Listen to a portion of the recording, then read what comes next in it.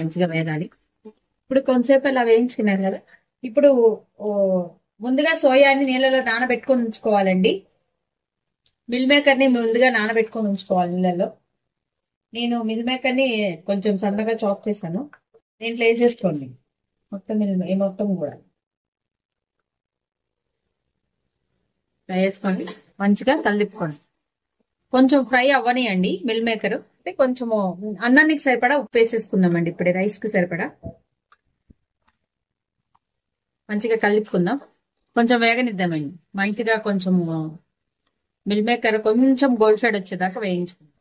ఈ సోయాకి పచ్చివాసన ఉంటది కదండి మిల్ మేకర్ కి. ఈ మిల్ మేకర్ కి ఉన్న పచ్చివాసన అంతా పోయేదాకా కూడా కొంచెంసేపు వేయించుకోవాలండి.